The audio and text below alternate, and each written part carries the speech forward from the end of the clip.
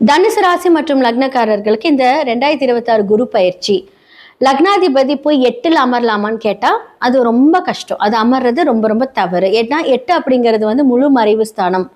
அப்போ பாவிகள் மறையலாம், சுபர்கள் மறையலாமான்னு கேட்டா மறையக்கூடாது. அப்ப என்ன ஆகும், என்ன மாதிரியான பலன்களை பார்க்கிறாரு அப்படின்னா 8ஆம் இடம் அப்படின்னு சொல்லக்கூடிய பிரச்சனை, கஷ்டம், வம்பு வழக்கு, கோர்ட் கேஸ், போலீஸ் ஸ்டேஷன் இதெல்லாமே கொஞ்சம் அந்த பிரச்சனை கொடுப்பார். அப்போ நீங்கள் என்ன பண்ணணும் அப்படின்னா கொஞ்சம் ஜாக்கிரதையாக எல்லாருக்கிட்டையுமே மூவ் பண்ணுறதை பார்த்து தான் நீங்கள் மூவ் பண்ணணும். அப்போ உங்களோட 8ஆம் இடத்துலேருந்து உங்களோட 2ஆம் வீட்டை பார்க்கிறார் முதல்ல. அப்போ குடும்பத்தில் சில பிரச்சனைகள், ஏன்னா 8க்குரியவர் என்ன பிரச்சனைக்குரியவர் பார்வை எங்கெங்கெல்லாம் செலுத்துறாரு, 2ஆம் இடத்தை பார்க்கிறாரு, 4ஆம் இடத்தை பார்க்கிறாரு, 12ஆம் இடத்தை பார்க்கிறாரு.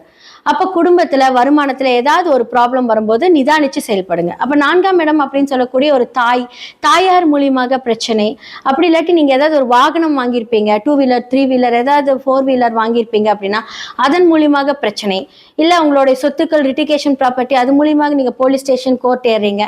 அப்ப நீங்க ஏதாவது ஒரு இன்வெஸ்ட்மெண்ட் பண்றீங்க அப்படின்னா ஜாக்கிரதை இன்வெஸ்ட் பண்ணி இந்த காலகட்டத்துல இந்த 1 வருடம் நிதானித்து செயல்படுறது ரொம்ப ரொம்ப நல்லது.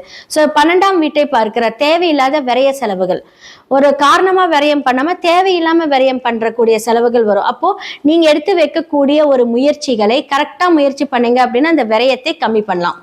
ஸோ இது ஒரு நல்ல காலமா அப்படின்னு கேட்டா நிதானித்து செயல்படக்கூடிய ஒரு காலம். பணம் வருமானு கேட்டா பணம் வரும், ஆனா அது தேவையில்லாத விரயத்துல போய் முடியும். ஸோ எதுவாக இருந்தாலும் யோசிச்சு பண்ணுங்க.